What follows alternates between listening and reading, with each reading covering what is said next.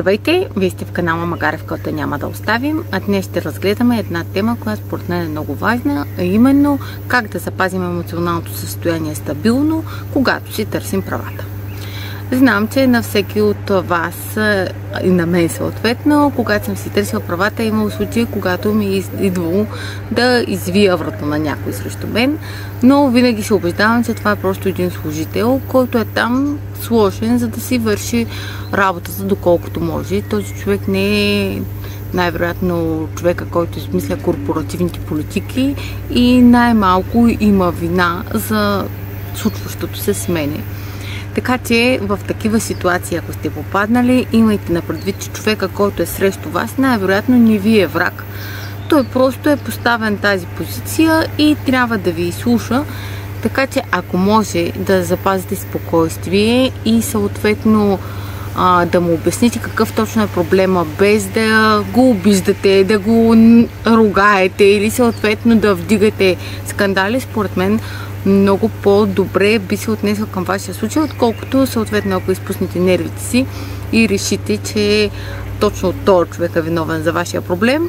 Така според мен ефектът няма да е много по-различен от преди, просто един служител ще бъде с още по-негативно настроен към вашия казус. Това е първото нещо, което според мен е много важно. Второто нещо е, когато говорим за как да си потърсим правата, винаги казваме да сме по-аргументирани.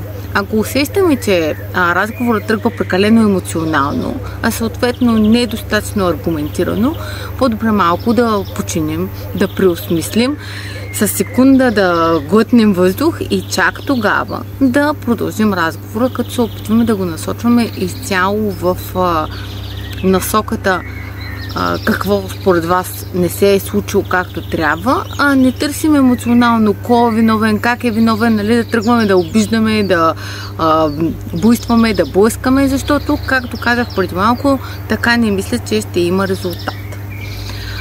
Другото, което съветвам, за да запазим емоционалното си състояние, според мен е хубаво предварително да сме си подготвили някаква рамка, в която да тече разговора. Ако виждаме, че разговорът излиза от рамката, е хубаво отново да се опитаме да върнем разговора в рамката, за да може все пак ние да имаме някаква основна база, в която да се опитаме да се движим, а не просто да си хвърлят едни обвинения.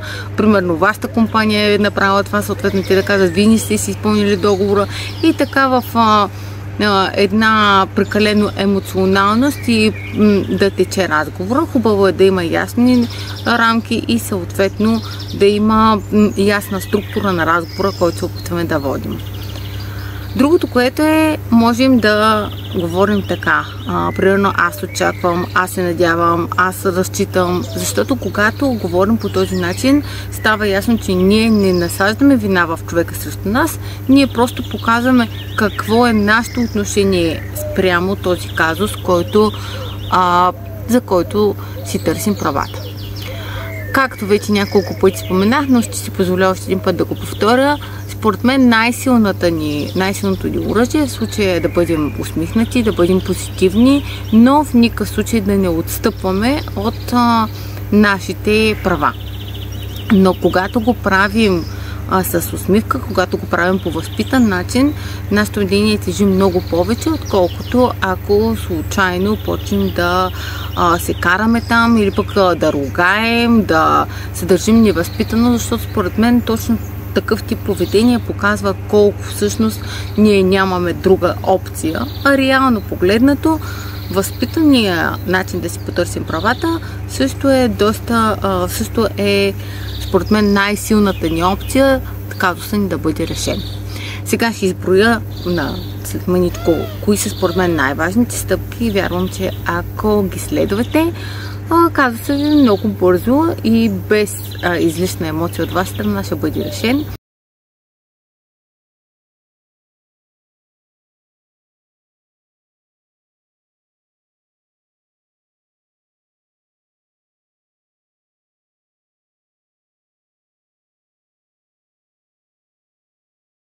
Ако това видео ви е харесало, моля споделете го. Ако много ви е харесало, моля подкрепете ме. А ако имате някакви въпроси, коментари или нещо друго, просто искате да ми пишете на magarevka@gmail.com, може да го направите.